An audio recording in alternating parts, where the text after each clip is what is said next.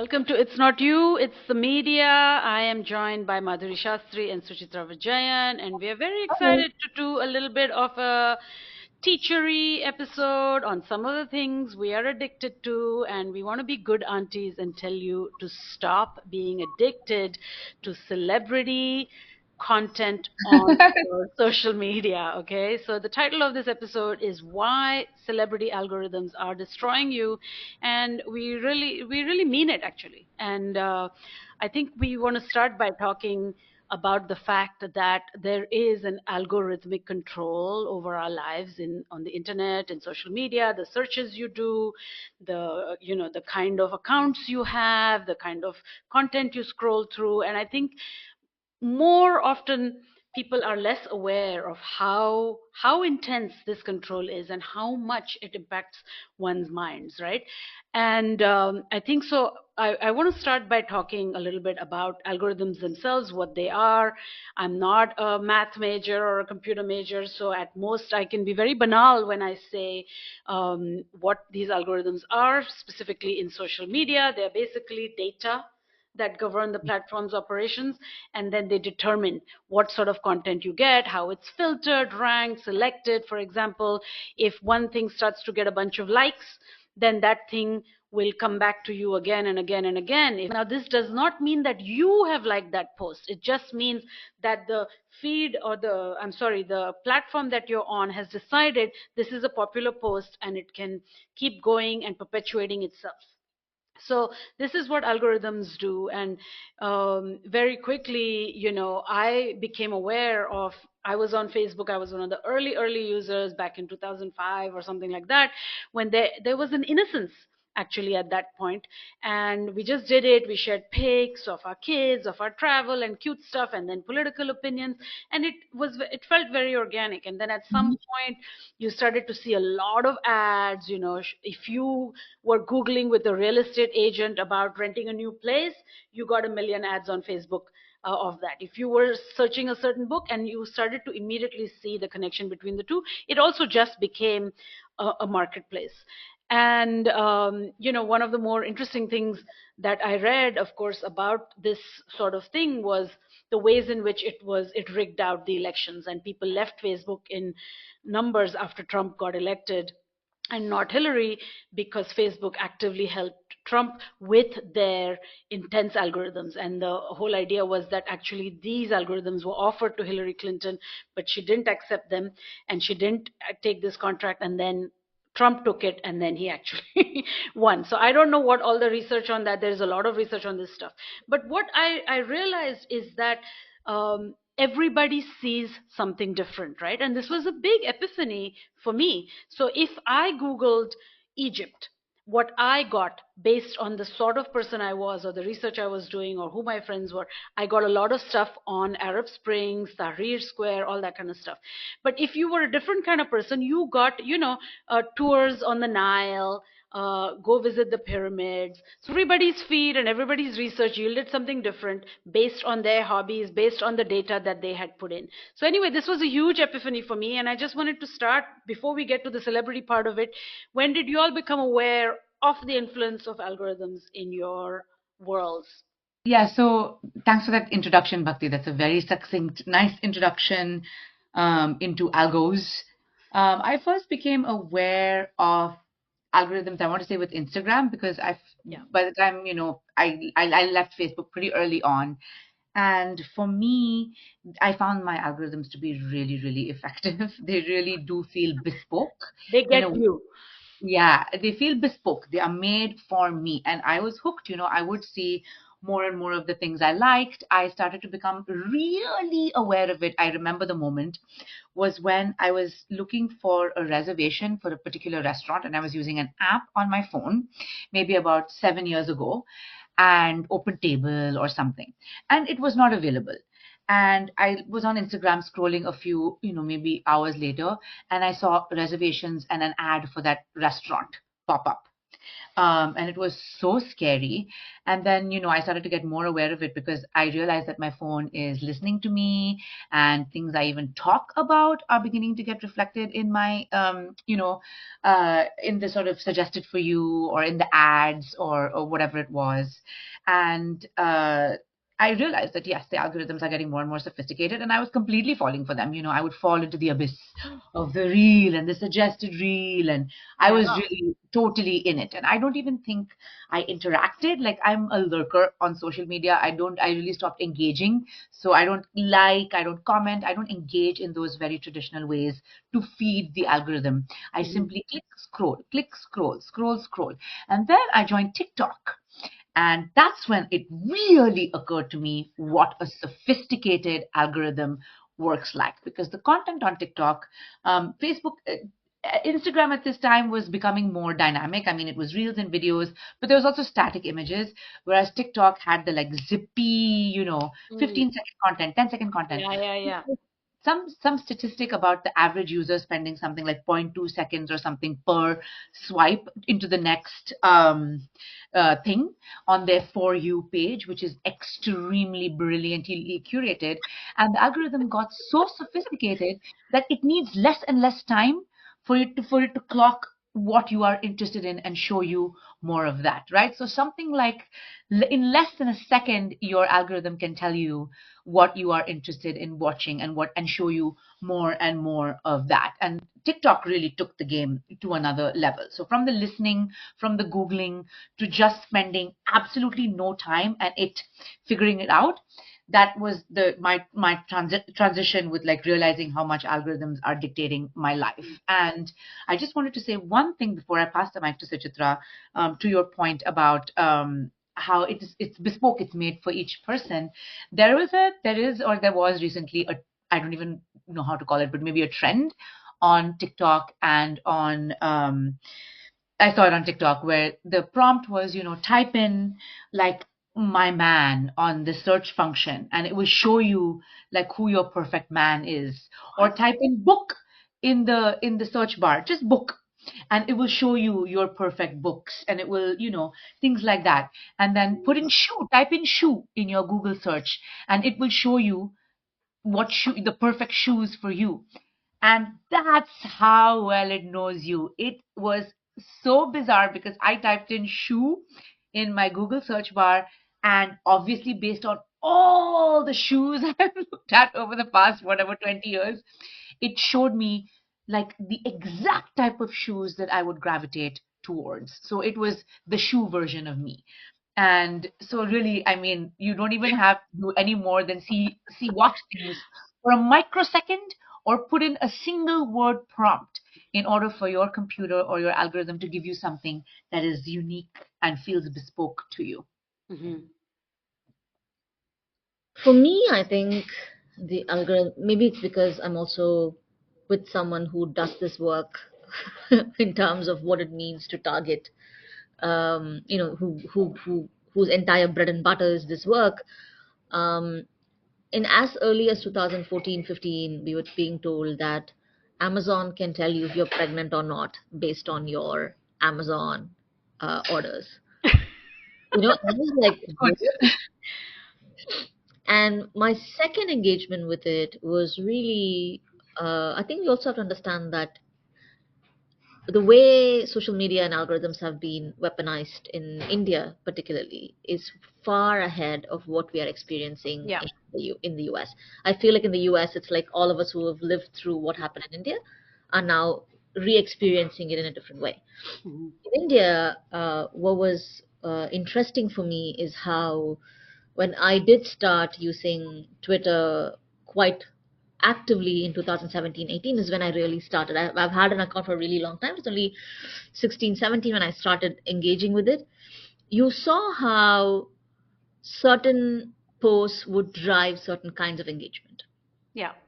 And you realized that the more ridiculous you were sounding, the more engagement it seemed to create. Yeah. And I was just like, I am saying the dumbest things, and Hmm. why is this getting 10,000 likes? Yeah. And I'm saying incredibly Intelligent stuff. important, intelligent things, and it's like 4 likes. Like, what is happening? And then you also realize that because attention economy is such a drug, Right. you had to catch yourself from saying, okay, am I now modifying my behavior? Another interesting moment for me was when Rohit Vemula died. I'd written something about Rohit Vemula and the history of suicide within communities that resist. From Walter Benjamin to others, like, what does it mean, the act of suicide? I write it, I post it, and the amount of ads I got for suicide prevention, about apps that can help you think about depression, that was the moment when I was like, this place is weird. Yeah. Yeah. A few months Yeah. later, something else happened, and I eventually left by the end of the year. But for me, it is also how these Yeah. platforms are exploiting what's happening. But algorithm is also not just tailoring things based on what you like. It is understanding what you like and re-engineering your likes. And Right. that is the Like, most important thing. It's re-engineering what you think.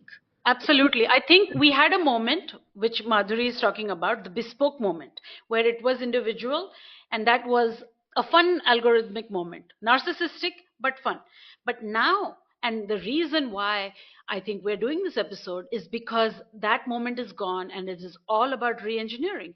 My biggest issue right now is that, say, I only want to read about Palestine when I'm on Instagram, I just want to scroll through that.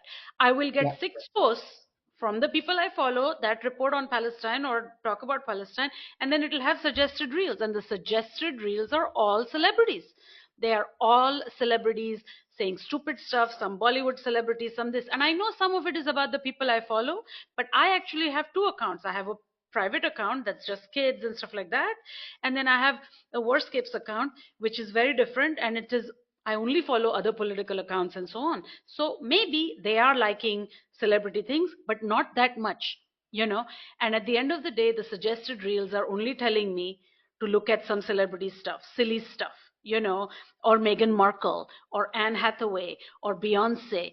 And this is absurd, and this is aggressive, and this is toxic, and this is really, really concerning to me. And re-engineering is a brilliant word, Suchitra. That's exactly what they're trying to do. They're trying to re-engineer my politics. It's seriously, intense. And of course, we should talk about what celebrity culture means within that. Also, I just want to put something out there. This was a time when a very good friend of mine, Raj Shekhar, did a story for Himal South Asian that talked about the Ambanis and the zoo that they're creating. And I remember posting this, and I usually do not consume any of the Ambani content, their wedding content. Yeah, me neither. What was interesting is after I posted this story that he had done on my Instagram, I think, stories, all of a sudden my Instagram suggestions for reels were all Ambani weddings, and the wedding had been over for some time, by the way. And Mhm. it was just like, it was as if they were telling me, no, no, no, like, here, let's show you this story of opulence. Let's show you Nita Ambani at Harvard telling people how she's going to put diyas all over Lincoln Center. It was the most bizarre algorithmic engagement that I have seen, where it's like you're Mhm. posting something critical of them, and then Instagram provides you everything that is whitewashed and pink washed and blue washed and green washed about this family. Yeah. Mhm. Yeah.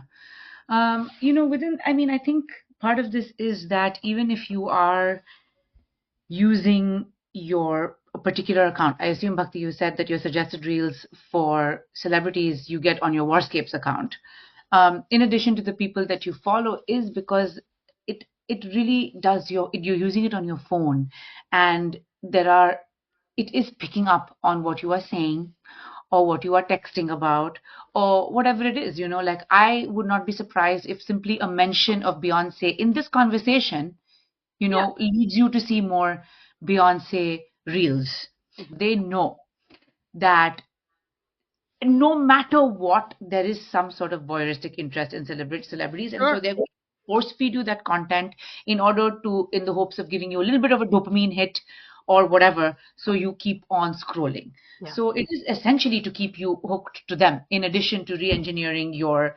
Yeah. likes or your views or whatever it is. It's entirely to keep you on the app longer and longer, because Yeah. one way or another you are staying there longer. Either you're wondering, why am I seeing this? Or you scroll enough to find something interesting to take Hmm. you down a rabbit hole. Absolutely. Yeah. I Yeah. mean, I think for me, what's wild is that there are three logics that are coming together, which is the toxic logic, which is what we're saying when this is destroying you, is that there is the algorithmic logic, which is political, ideological, you know, we have the Mark Zuckerbergs of the world and the Elon Musks of the world who are determining precisely what that algorithm is, what that logic is to keep you in there, what will keep you in there, right? So it's like really messing with your mind. There is the constant thing with these social media platforms, which is the logic of commerce and consumerism. Buy that shoe, buy that whatever, buy that item, buy that skincare thing, whatever, all that stuff, and then of course they also frame it as like for small business owners and stuff like that, which is bollocks. It's really is just buy something, right?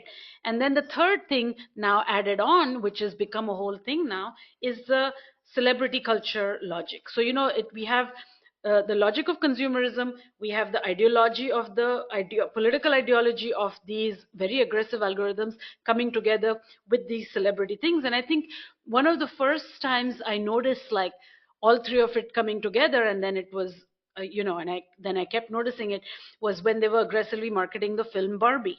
And they marketed it as feminist, as this, as that. Pink is back, buy a pink outfit, buy pink shoes.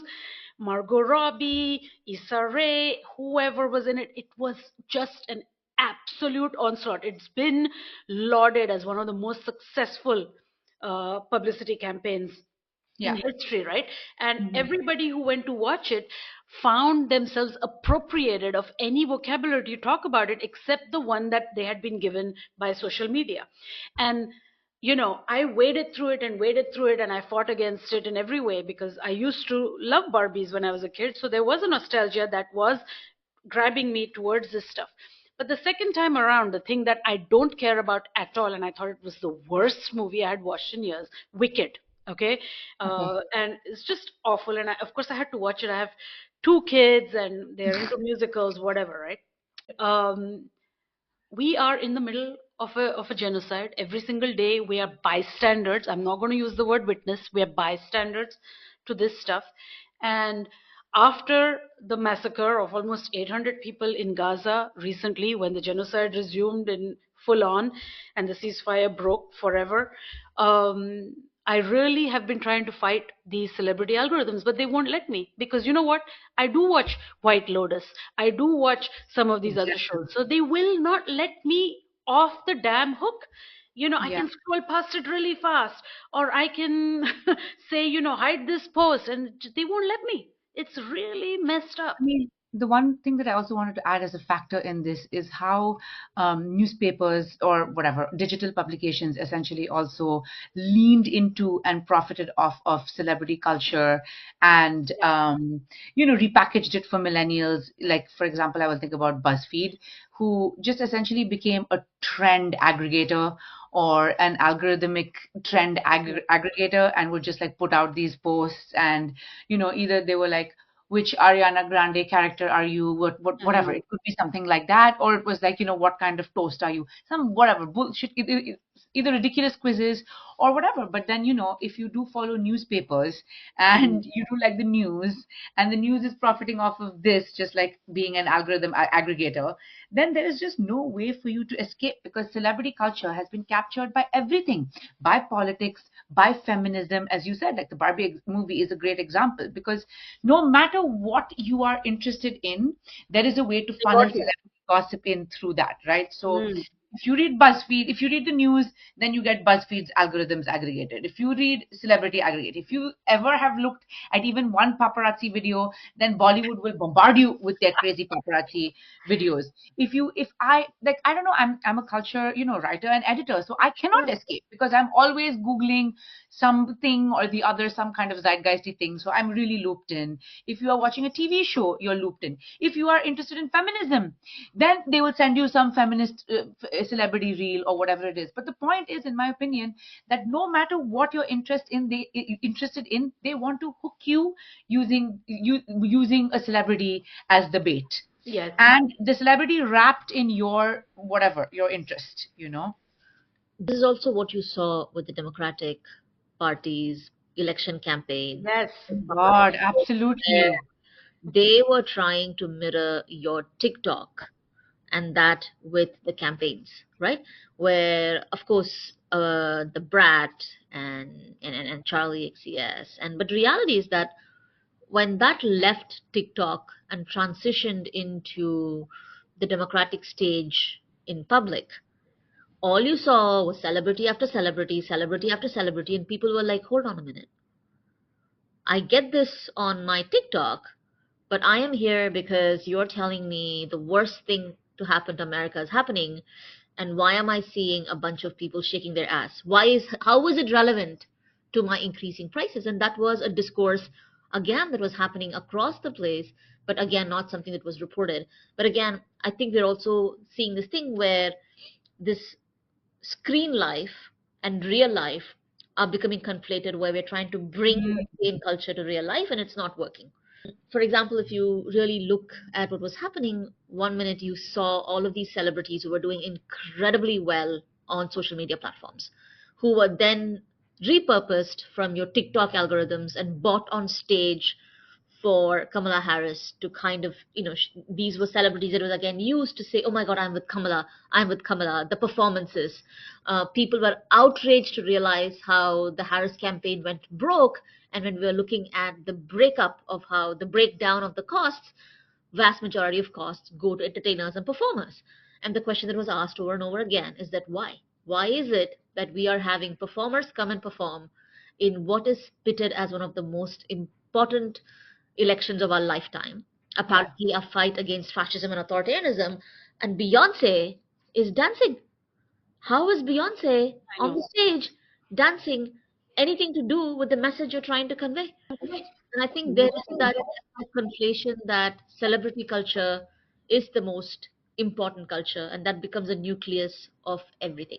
Yeah, absolutely. And, I didn't think of it that way because also even the speeches and stuff during the Democratic National Convention constantly referenced memes and tried to get cheap laughs out of like various videos. There was this assumption that we are all in this together on social media, and now we will regenerate a social media movement. That's a really good analysis, actually, and I hadn't thought of it. It's really perturbing. It's really gross. And then, of course, this stuff that, I made sure not to follow it, and it kept creeping back in.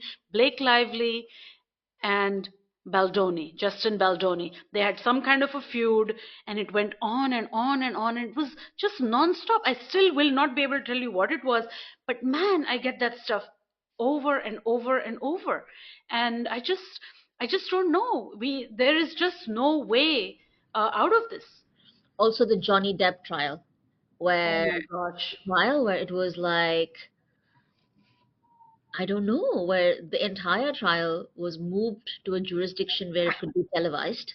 And we had TikTok reporters report on the story day in and day out. And I know everything about the Johnny Depp trial, and I didn't even care for Johnny Depp before. I know, or her.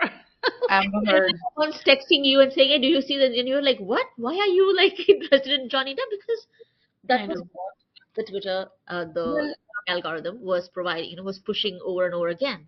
Yeah, I want to get to what I promised our listeners, which is our us being um, wagging our finger and saying these celebrity algorithms are destroying you. Why do you think that is?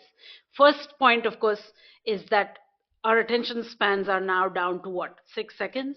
You know, our short attention spans, it's like on the one hand we complain about short attention spans, on the one hand it's like we're actively seeking this shortness. I mean, it's like I really never sustain a reel that's longer than 15 20 seconds, you know. So why are these algorithms destroying us?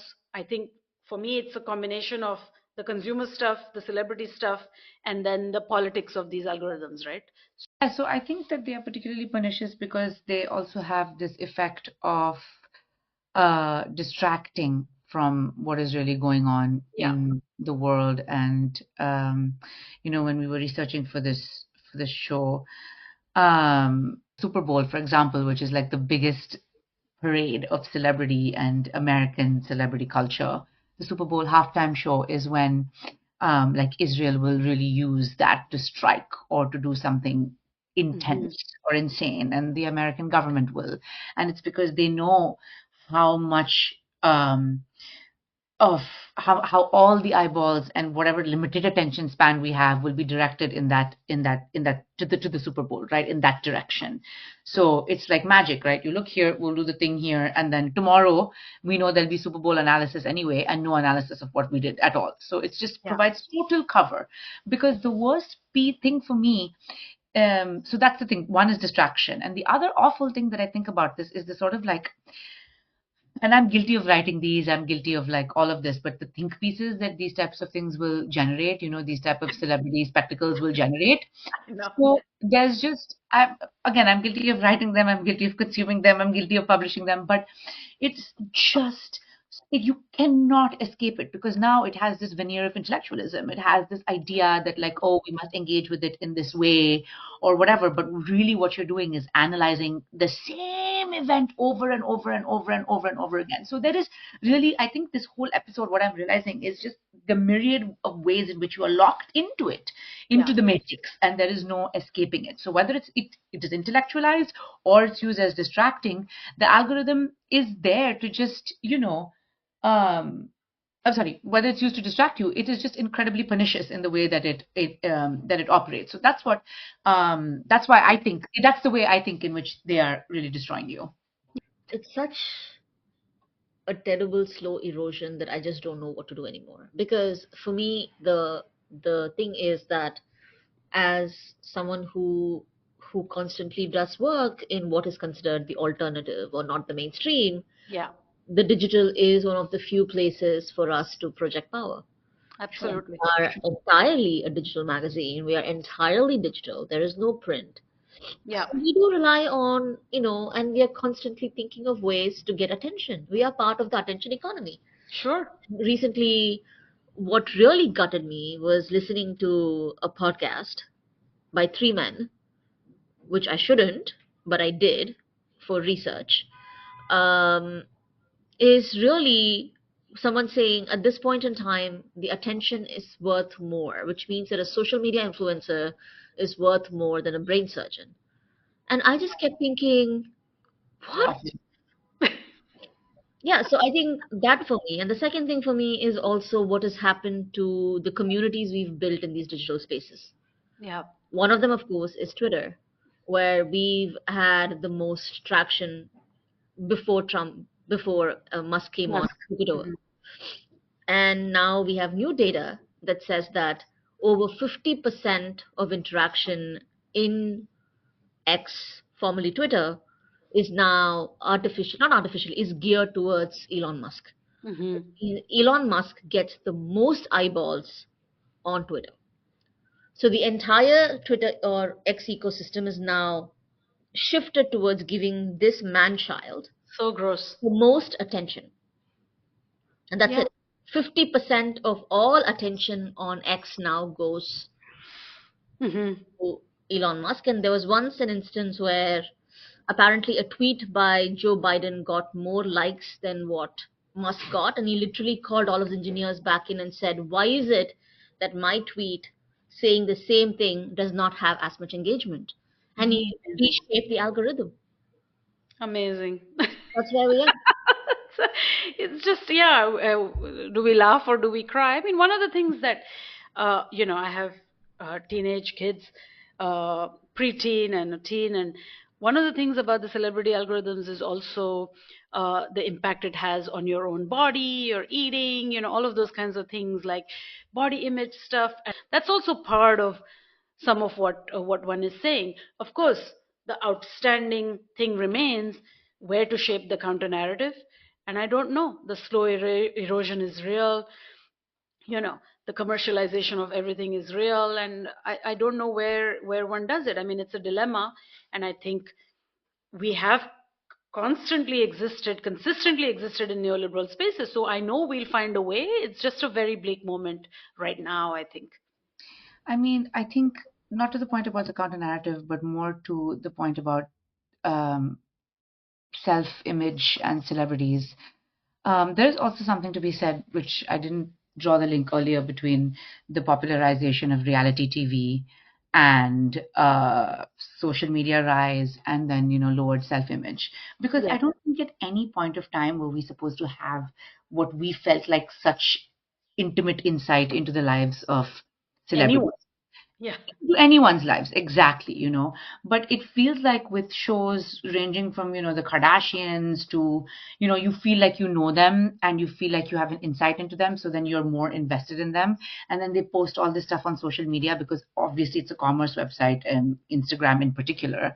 And there's also all of the filters and the AI generated images and all of those things that they are doing to sell themselves, to keep up with the trends that they pass on to you. And it is really impossible to disinvest when you feel like you know them personally. Like everybody's like trying to get into a glimpse of into celebrity homes or into celebrity Mm. wardrobes, or like you said, into celebrity diets, or into a get ready with me morning routine. And why is it that we need to know so much about them? So this idea, like it's taken voyeurism to another level.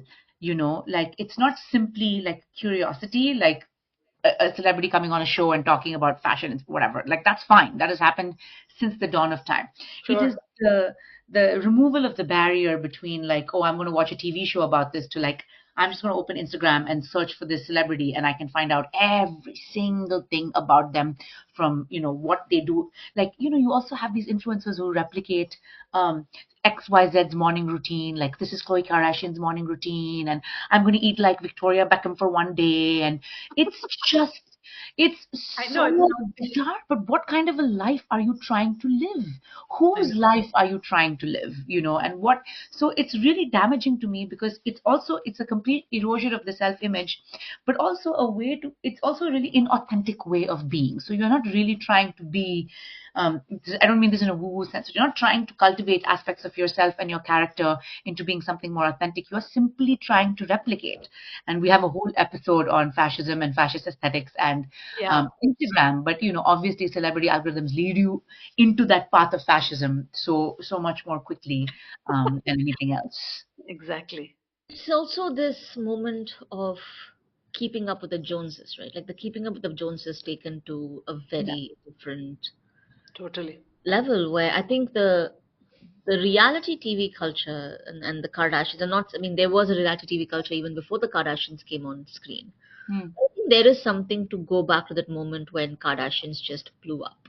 yeah, Right? Here you had, and I think humans are voyeuristic and we are constantly like, I think the fact that gossip, um, I think someone once said gossip is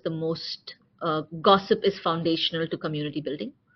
Apparently, the closest people are people who gossip, and I think we've had lots of research on gossip and how gossip builds community and also destroys it. Also, I mean, at least a very certain kind of harmless gossip does build community. What we saw then was the human need for gossip and voyeurism really just being broadcast into our houses. Mm. exactly. Same time, we also saw war being broadcast into our houses, like the direct bombing from the Kuwait to the Afghanistan war, and to now where we are, from Yeah. the whole of Afghanistan to Gaza being live streamed. I think that's what Kardashian culture did, from the celebrity culture that we had voyeuristic access to, of these young, beautiful women across prepubescent to Sure. adults growing up before us. Babyhood even. Yeah. Yeah. Then now, I think we also realized that celebrity changed. what celebrity was changed. Mm. Who is considered a celebrity is changed. It is no longer the Brad Pitts of the world. It's no longer the movie stars. And now everybody can be a celebrity. I know. Everybody can do outfit of the day. Everybody, I regularly, what was very interesting for me is once I crossed a certain Twitter follower, and I remember automatically getting people saying, will you do sponsored posts for us? Will you do this for us? Hmm. Instagram, I regularly even now get thing, can you tag the clothes that you're wearing? Can Yeah. you do paid? And again, I don't have a large following. I don't have, and what is interesting is that, and people then feel rewarded by it. Mm. Hmm. There is a reward associated with saying, oh, do people really want me to like tell them Yeah, what yeah. I'm wearing? Absolutely. Am I an Absolutely. influencer? No, it totally feeds a kind of narcissism, right? It's Yeah. it's narcissism. I think for me, what was interesting is when um, me and we have this thing where, and I recently saw my very young child look at the mirror and for the first time touch her stomach. She's like a baby. And then you realize that, God, it's getting to them earlier Yeah. and earlier. It's happening. Hmm. Like, I didn't I didn't become aware of my body till I was 13 or 14. I had that extra few years. And I think we all didn't become aware of it. I was also like not very well developed. Like, and now I can see I babies, know. girls, and I think that is, I think, what we're really losing the sense that we're all Absolutely. celebrities now. Hmm. We are all celebrities. Yeah. The horrible version of that, I mean, this is horrible too. There's body consciousness and issues and all that. But my favorite thing was when my daughter was 9 or 10. She came back and she was talking about. She's like, oh, X person said they are depressed. It's self-diagnosed. And it's like, what is self-diagnosed? And Oh my and this, God. this is a very normal thing they will say. They are whatever, it's self-diagnosed. And it's like, what is diagnosed, what is self, what do you know about these words, what is depression, what is anxiety? It's really, and it really does all come from the internet. Maybe not all social media, but a heavy interaction online, of whatever. Yeah. And I So think, well, for me, what was really shocking was there's a series on Netflix, and I want to conclude with this. Is a series called Adolescence, where you look at this oh young yeah. boy who's 13 years old. It's a very tight series. And I think the most touching part of that series was not so much that this young boy who was 13, who was so adorable, ends up, killing his classmate because of like, some kind of, it's not about just incels, or it's just that it towards the end it takes to its parents, and it shows you that these are parents who are discussing their own childhood. And the father talks about how when he was 13, Hmm. he fell down, broke his nose, everybody made fun of it, but he still ended up, the woman that he married is also the woman that he was still interested in as a 13-year-old. Back then, there was a grace that allowed you to make mistakes. People would laugh. It taught you resilience, and you still took your 13-year-old girlfriend back home, and you still had your first kiss. But the time period, which is now seems so far away, is Yeah. that you no longer have the grace to grow Hmm. up in a place where you don't get, you're not a snowflake, you don't get fragile. Yes, of course you fall down, of course break your nose, of course you do mistakes, of course Yeah. you're silly, of course you're stupid, but then you have the grace to learn from it. You People laugh at you, you build resilience, and then you go on to have an adult, a childhood or adulthood that can prepare you for the world. My biggest concern is that I don't think we have it anymore. Yeah, and my biggest concern is that now I will watch the show because you said all these moving things, but truth is they're aggressively marketing to me right now. Yeah, You Oh, see, probably know my children's ages. no, they're aggressively marketing to everyone. You don't Just even have to see be anything. You don't have to even fit a a category. child, nothing. You just need to. yeah. Okay. Well, people, watch your adolescence on Netflix, and all that's fine. But more importantly, listen to our episode on why the celebrity algorithms are destroying you. Because hey, if you've got problems, it's not you, it's the media. Thank you.